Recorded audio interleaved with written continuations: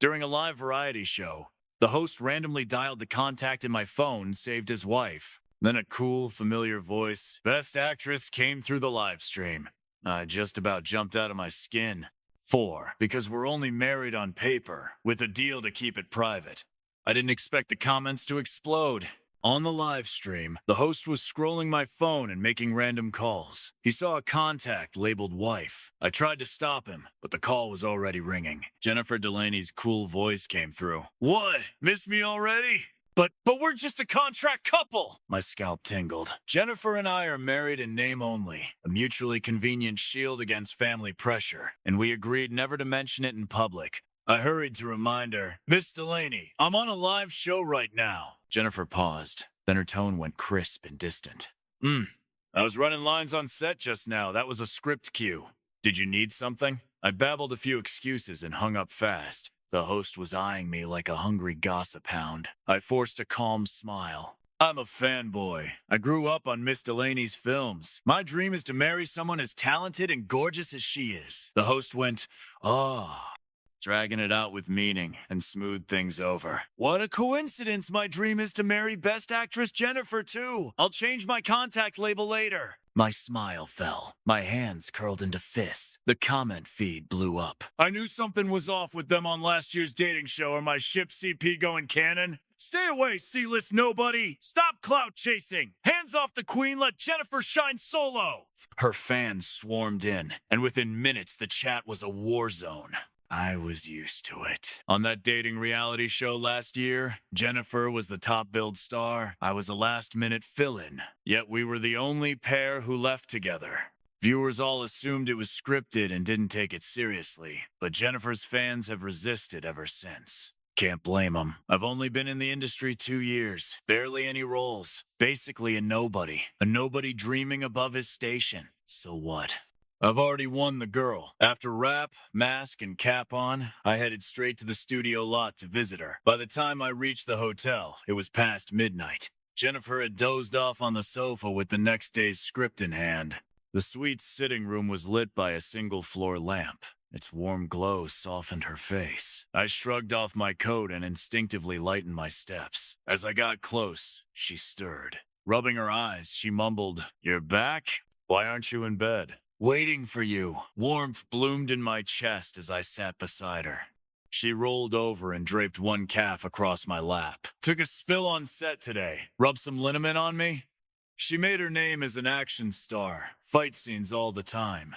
Injuries are routine. Her robe slipped, revealing a stark purple bruise along her pale leg. I sighed inwardly. I wanted to tell her not to push so hard that I could easily support us both. But film is her work, and her dream.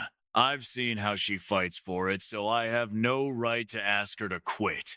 I swallowed the words, warmed the medicated wine between my palms, and pressed it gently to the bruise.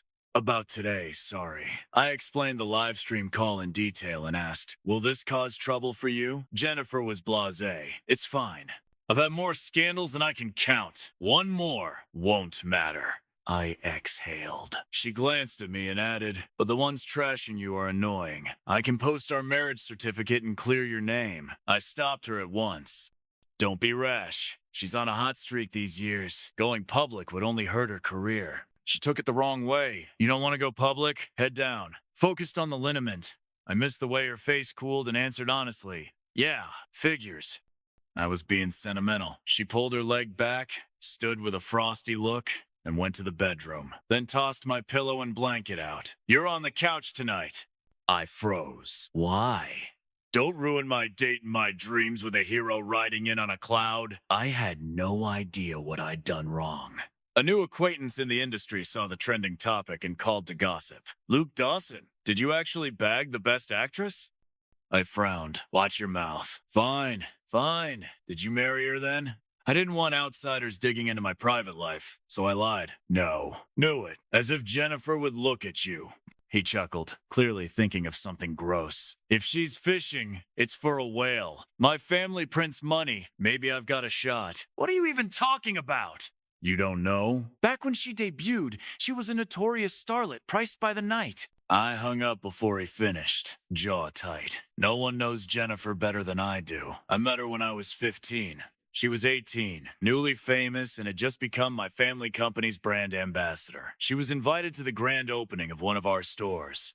I was on summer break. Dad hated that I gamed all day and forced me to help. I went kicking and screaming, a rebellious mess, and barreled into the store on rollerblades. The tile was slick. I couldn't brake. People scattered with a gasp, and I was about to slam into the steps face first. A pair of slender white arms caught me. Jennifer was closest on the promo stage. My momentum knocked her back a couple steps, but she didn't let go. "You okay?" We were so close. Her hair swung forward, the ends brushing my forearm with a light floral scent. My face burned. I looked up and fell straight into those dark, liquid eyes. Her skin was porcelain pale, making her pupils look even darker. There was concern in her gaze, no disgust, no blame. In that instant, my heart kicked hard. After years of being a spoiled layabout, I suddenly wanted to straighten up. Dad knew how to handle me. He promised every 50 points I raised my score, he'd invest in one of Jennifer's films. The industry's cutthroat, and Jennifer had no backing. I wanted her path a little smoother. So I hit the books with everything I had. In 3 years of high school, I climbed from the bottom of the class to the front of the pack. Dad was pleased and kept his word. Those years, roles poured in for Jennifer, her fees soared, her career took off. But rumors swirled in the shadows, whispers about sugar daddies and secret patrons. With resources like that, she must be sleeping her way up. I couldn't take it and fought back online, flaming the trolls until my family confiscated my phone and laptop. If you've got energy to waste, memorize some vocab. Graduate and we'll send you overseas. My life had already been mapped out for me. Jennifer was the one thing I hadn't planned for. My parents despised the entertainment industry and forbade me from getting too close to anyone in it. I secretly got Jennifer's number, and only when she attended our company's events could I see her for a few fleeting moments. On the eve of college entrance exams, during the signing of a new endorsement deal, I asked her to meet me in the lounge. She slipped away from her assistant and agent, sneaking in like we were in some kind of secret rendezvous. Pushing open the glass door, she teased. "Kid, here for another autograph?" "I'm an adult now. Stop calling me that." "Barely 18, still a kid." Jennifer laughed, dimples deepening, lips soft and cherry red. In 3 short years, she'd grown stunning like Snow White stepped out of a fairy tale. I couldn't look her in the eyes.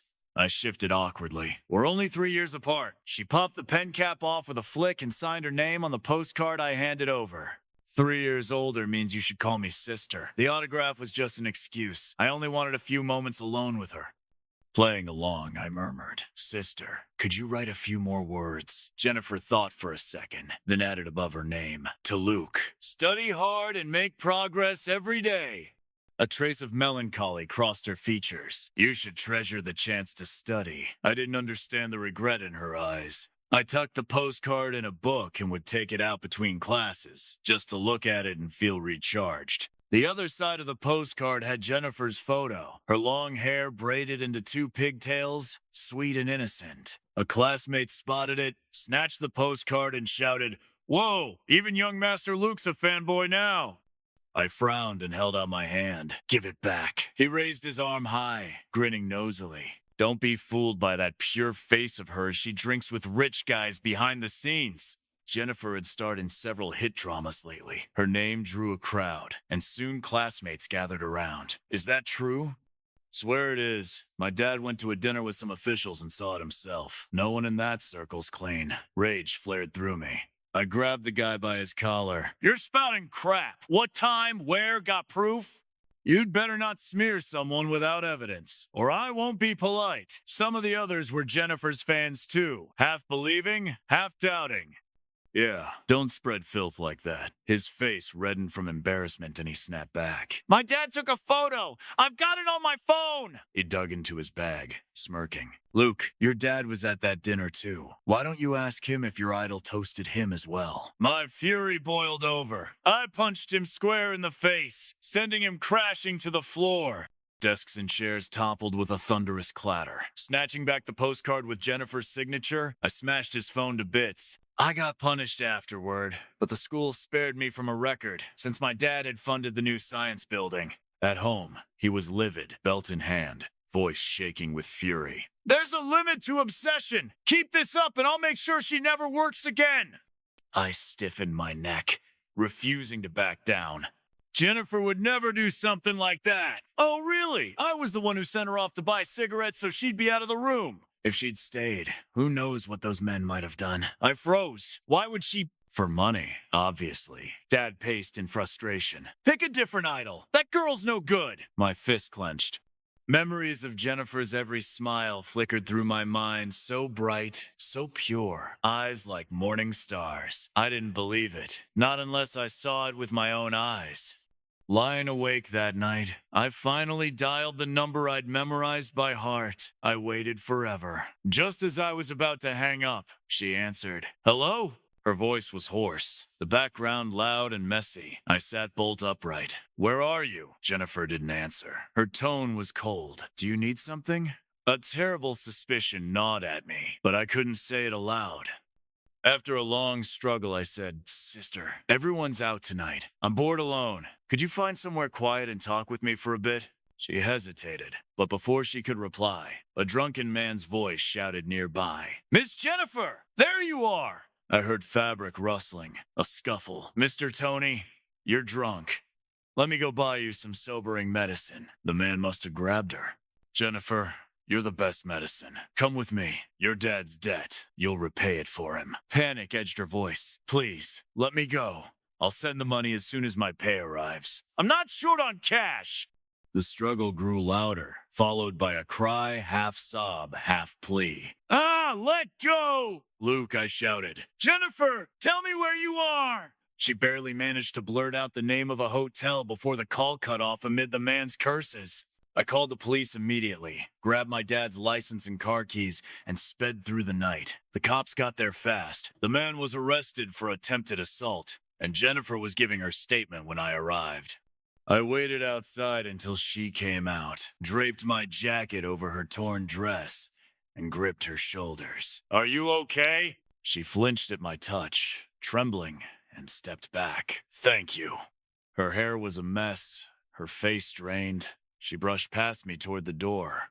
I followed, calling, Sister. The question that had haunted me burst out. Why were you drinking with someone like him? Jennifer froze on the curb, her voice like ice. That's none of your business. Isn't our endorsement fee enough? After all those movies, you still can't make ends meet? I strode up, anger flaring. Jennifer, why are you degrading yourself like this? My barrage hit its mark. She turned, eyes rimmed red. Because I'm greedy. A bottomless pit that can never be filled, young Master Luke. I'm grateful you helped me. But stop preaching from your moral high ground and telling me how to live. I'd never seen her so furious, and I stood there stunned. Sister, are you in some kind of trouble? Her lashes glistened. There was always a sheen of water in her eyes, whether from nature or tears. I couldn't tell. Luke, stop asking. She slipped off my jacket and handed it back. We're from different worlds. Stay away from me. Right in front of me, Jennifer pulled out her phone, blocked my number, and said, Don't contact me again. My teenage crush ended before it began. I never even got to confess. Jennifer vanished not just from my world, but from the public eye altogether. After the man who harassed her was released from the police station that night, he went straight to the media and exposed Jennifer's chaotic family background. Her father was a notorious debtor who had once taken on a construction project that ended in a fatal accident. Instead of taking responsibility, he embezzled the funds and fled. Later, his business collapsed, debts piled up, and he landed on the national blacklist. As his daughter, Jennifer became a movie star, earning sky-high paychecks, yet so the report claimed never paid off her father's debts. A person so immoral doesn't deserve fame. The headlines screamed, heaven won't tolerate it. Overnight, Jennifer was boycotted across the internet, branded a disgraced celebrity. Desperate to defend herself, she released years of repayment records.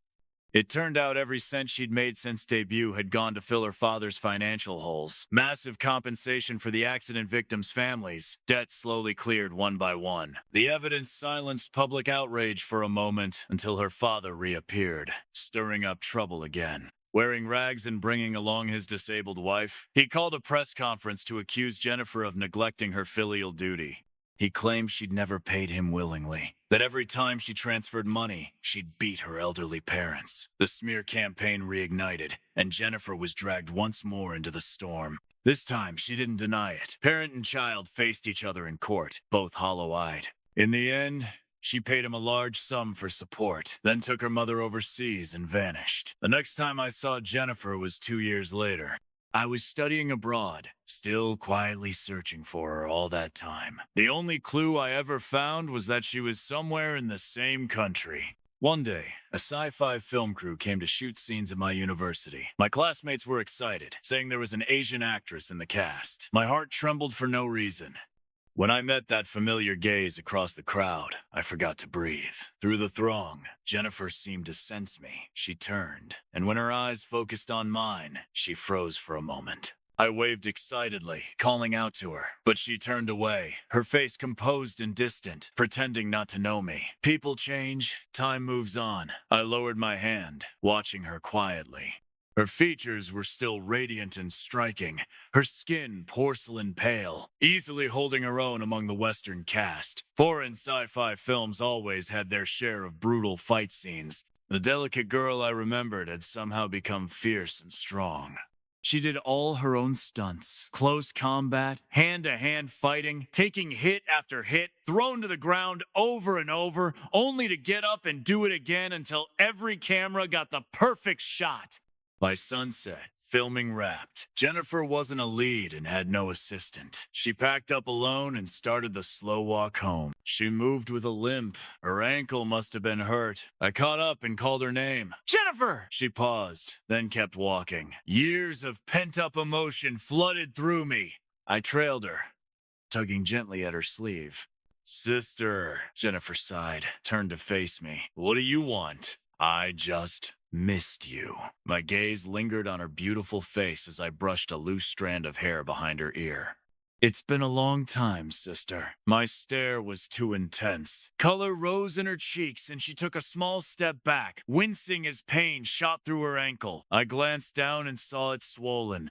With a quiet sigh, I crouched before her. "Get on, I'll carry you." She tried to decline. "That's not necessary." I caught her slender wrist, my voice low and firm for the first time. "Come on, I'm taking you home." She was thinner than ever, light as air, like a cloud that might drift away.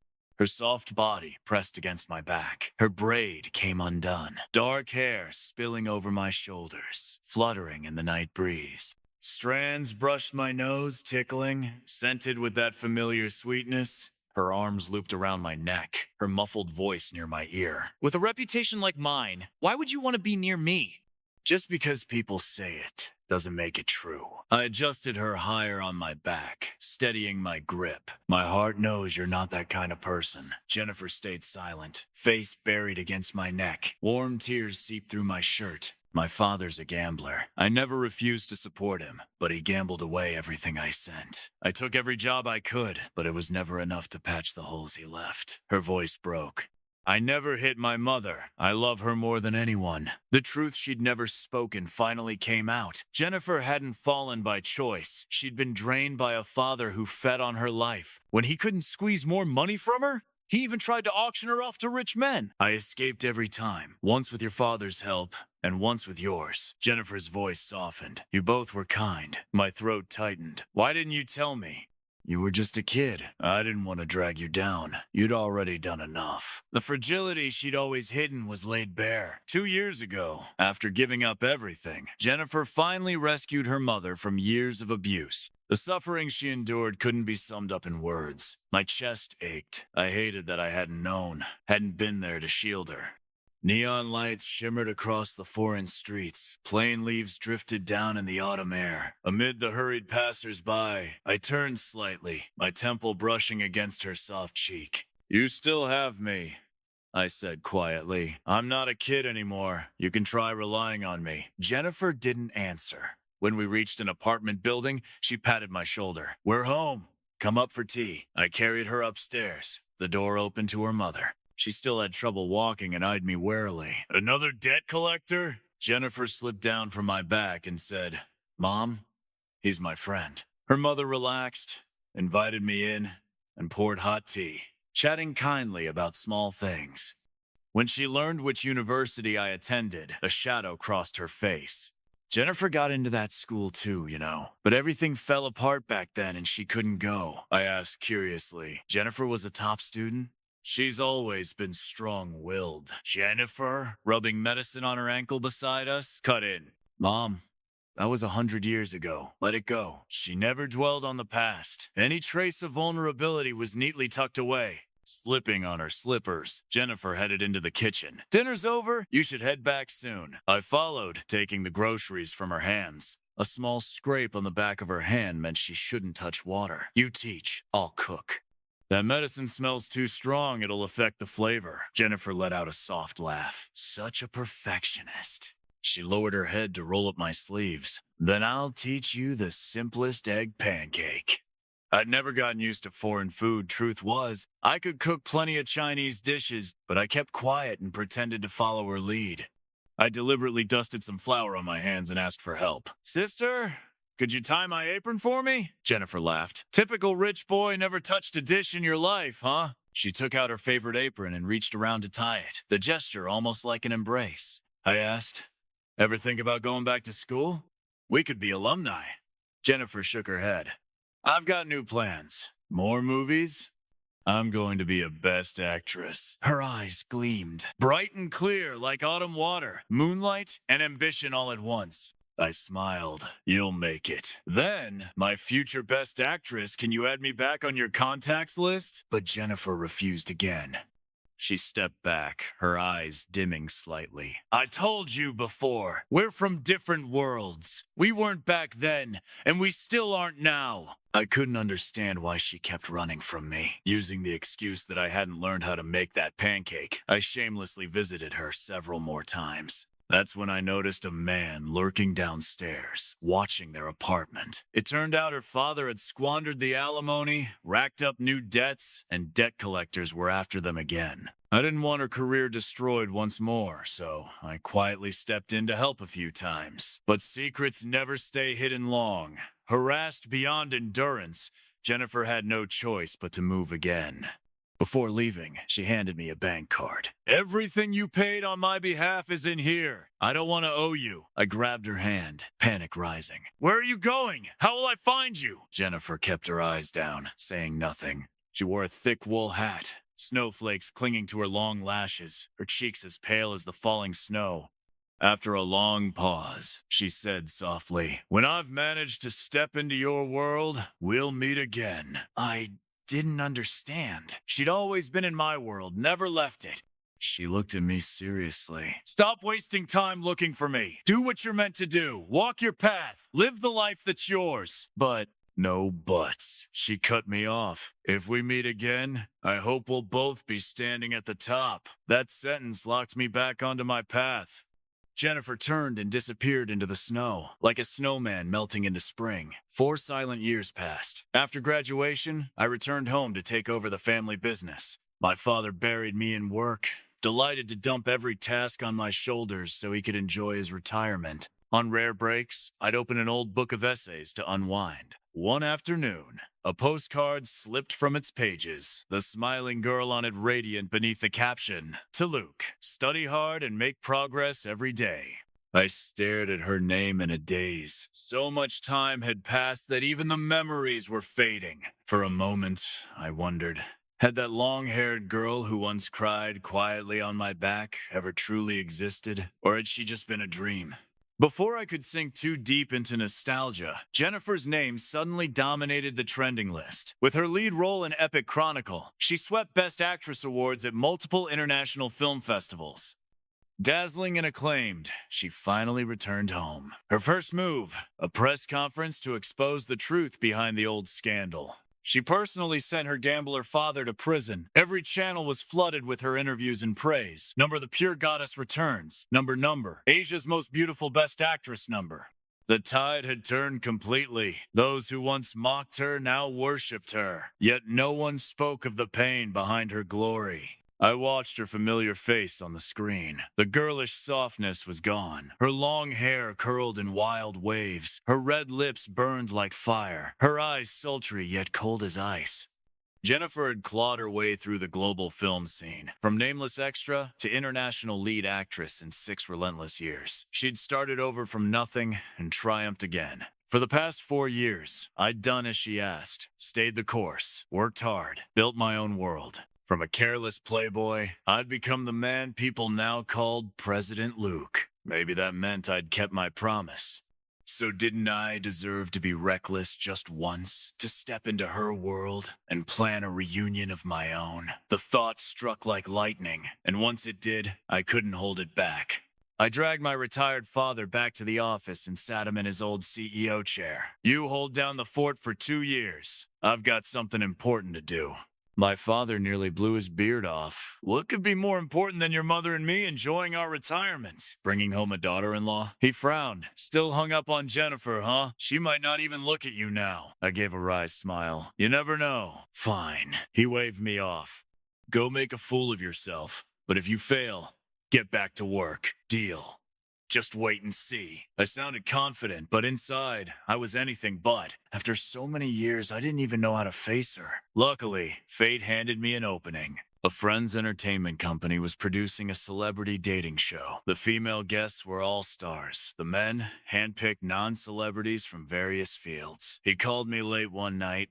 Luke, you know how everyone's crazy about those Beijing princeling types? That's literally you. Come join for a couple episodes. Help me boost ratings. Not interested.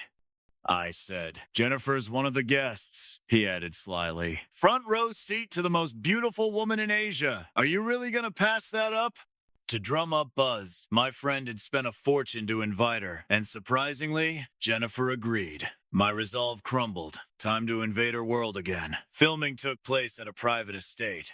The summer sky was bright, a breeze rustling through the trees. Jennifer stood beneath the blossoms, strands of hair dancing across her temple. Her gaze gentle as water, no flower could rival her. When someone called my name, she turned sharply. Our eyes met. For a heartbeat, everything stilled. I said softly, Sister, long time no see. Jennifer looked stunned. You joined the show too? I didn't want to watch you holding hands with someone else, I said. She blinked. Words caught in her throat. Kid, you know winning me comes with a price. Then give me the chance to pay it. She hesitated. Luke, I joined this show to actually find someone. Jennifer lifted her gaze to mine. But I don't want to choose you. Why? She began, but I cut her off. Are you going to say again that we're from different worlds? I've already come into your world. Where else can you hide? Jennifer fell silent. After a moment, the corners of her lips curved slightly. You've gotten fierce over the years. The chill in her voice melted. It carried a soft, almost teasing pout. I steeled myself and changed tactics. It's fine. I won't force you. Take your time choosing whoever you like. I turned to leave. Since you don't want me, I'll just follow the show's arrangement. In the first pairing segment, one of the young popular actresses picked me. Out of courtesy, I invited her to a candlelit dinner under the stars. Good wine, fine food, a beautiful woman, yet there wasn't an ounce of romance in it. My eyes kept drifting toward Jennifer, who looked completely uninterested in her own date. The male guest was serenading her with a guitar, and she sharply corrected his English pronunciation. When he invited her to swim, showing off his body in just a pair of trunks, Jennifer simply said, The dish soap I endorse has great oil removal power. I'll send you 2 bottles. I couldn't help it. I laughed behind my hand. After the dates ended and filming paused for free time, I went to Jennifer's door with handmade chocolates I'd made that afternoon. She stood in the doorway, arms crossed, glancing at me sideways. Why bring them to me? Shouldn't you be with your date? She's avoiding sugar. Jennifer's brows shot up. So you're giving me what she didn't want? No, she couldn't eat it. I made these just for you. Her hands froze mid-motion. A gift, I said, in exchange for one date tomorrow deal? Jennifer hesitated, then snatched the chocolates and slammed the door with a loud thud. She never gave me a real answer. The next day, just as another woman approached me again, Jennifer shoved a riding crop into my hand. "Come with me." Her tone left no room for refusal. The estate had a vast riding field. Jennifer galloped ahead, her high ponytail streaming in the wind, the scarlet riding jacket tracing her graceful form. I spurred my horse to catch up until we were side by side, hooves drumming across the green, morning wind in our faces. The crew was left far behind, only a drone circling high above. We rode in silence until the pace slowed. Suddenly, Jennifer swung close, grabbed my neck and pulled me down with her. The drone followed the horses into the distance. I cupped the back of her head as we rolled down a grassy slope, the air filled with the scent of earth. Jennifer propped herself on my chest, breathing fast, eyes locked on mine. "Luke, I never meant to drag you into this. You're the one who wouldn't stay away." There was still that glimmer of water in her eyes, cold, dazzling, hypnotic. I caught her hand. "So what now?" "My mom's sick. She doesn't have much time left. I can't leave her worrying about me. I need a temporary boyfriend to put her at ease." "Fine," I said. "Let's just get married." Jennifer froze. "My family's been pushing me to settle down anyway. I could use a wife." I lied through my teeth. Marriage or nothing. My heart was pounding. Jennifer had never really looked at me that way. What if I scared her off? The silence stretched painfully long. Her hand was still on my chest, soft and warm, setting every nerve on fire. I braced for rejection, then she nodded. "Okay, I'll do it." She leaned close, her breath tickling my ear. "The chocolates were sweet. Thank you." Fireworks went off inside me. I finally dared to wrap my arms around her waist. "And I've mastered the egg pancake too. Can't wait to make it for you at home." Like a dream come true, I actually married the woman I'd loved for half my life. She was everyone's goddess but Luke's wife alone. Unfortunately, it was a marriage on paper. Jennifer insisted the wedding stay between our families. No public announcement. "If you ever find someone better," she'd said, "I'll let you go." We'd been secretly married for a year, and my nerves never settled. After Jennifer's mother passed away, the fear only grew worse. She'd married me just to ease her mother's mind now that reason was gone. Would she still stay? Worse yet, I wasn't even sure if she loved me. It was maddening. I'd signed countless contracts and played endless games of strategy, but never had I been this afraid of losing. Hugging my pillow, I groaned in despair. My dad called from overseas to nag. "I'm done with work. Retiring. You've got a wife. Why are you still messing around in showbiz?" When he heard I was banished to the couch, he blew up. "Pathetic! When I was your age, you were already born, and you still out here playing the tragic lover?" I groaned, holding the phone at arm's length. "Didn't know you were this up to date with slang, Dad. Guess you've been online too much. You clearly need more work," he huffed. "Enough. I've been around the block. Let me give you some fatherly wisdom. You'll have your wife all over you in no time." He sounded so sure of himself. The next day, he leaked to the press that our family was planning a business marriage. Because of our secret wedding, I was still considered single in public, and suddenly every corporate family wanted to set me up. The rumors spread fast and soon reached Jennifer. Panicking, I rushed to explain, only to find a divorce agreement sitting neatly on the nightstand. My blood turned to ice. But I don't want to." Jennifer's expression was calm as frost. She lifted the papers before me and tore them in half. "I've changed my mind." She smiled faintly, eyes shimmering with both light and sorrow. "Luke, I don't want to divorce you. I don't want to set you free. I don't want to let go. I just want to keep you. But I know I might not deserve you." The words hit like a drop from a roller coaster. I couldn't even process them. "Jennifer, what are you talking about?" All these years, it was always me chasing her, worshiping her in silence, through every seen and unseen moment. Yet now she was saying she wasn't good enough for me. Jennifer tilted her face up, tracing my features with her gaze. "Do you remember the first time we met? You barged in like some overconfident idiot, all bluster and no brakes." I was terrified you'd wreck the event and get beaten half to death when you went home. I never thought your dad would laugh it off and then go fund my next project. He told me, "Young lady, keep acting. And whatever you do, don't screw up. Help my son pass his exams for once. Jennifer burst out laughing. Your dad's something else, praying to me instead of Buddha? I rubbed my nose awkwardly and confessed the deal I'd made with my father all those years ago. If I hadn't met you, I'd probably still be some spoiled rich brat. Jennifer shook her head. You had parents who loved each other, a good home. Kids who grow up surrounded by love don't turn out wrong, she sighed. But I'm different. No matter how hard I fight to climb out of the mud, I can't scrub the stain off. I've clawed my way up all these years just to escape the nightmare of my past. Only when I stand high enough do I dare reach out to touch that pure, kind, untainted world of yours. It dawned on me then when she said we weren't from the same world. She'd meant the distance between our hearts. Jennifer lifted her arm and hooked a finger under my chin. Luke, do you know? Sometimes your dumb, generous, innocent act is infuriating. If I had even a hint of bad intentions, you'd have been stripped clean and sucked dry long ago. Her fingertips were soft against my chin, tickling like a cat's paw. I looked down at her. Then why didn't you? She tightened her grip, nails digging lightly into my skin. Because I still have a conscience. I've pushed you away so many times, given you every chance to run. But you just keep showing up in front of me. From her 18 to her 28, I'd chased her through every twist and turn, breaking apart and finding each other again. No wonder she found it exhausting. Jennifer rose on her toes, lips parting to bite gently at the corner of my mouth. The faint sweetness of her lipstick lingered in the air. She narrowed her eyes with a teasing smile. You're the one who came to me, little brother, so don't blame me for taking what's mine, I asked softly. And what exactly are you planning to do with me, sister? Jennifer's lips curved as she grabbed my tie, wrapping it around her hand once before yanking me toward her. She brushed a light kiss against my mouth, whispering, I'm going to stain you too. I laughed, sliding my arms around her slender waist. So you're giving up on that hero who rides clouds to rescue you?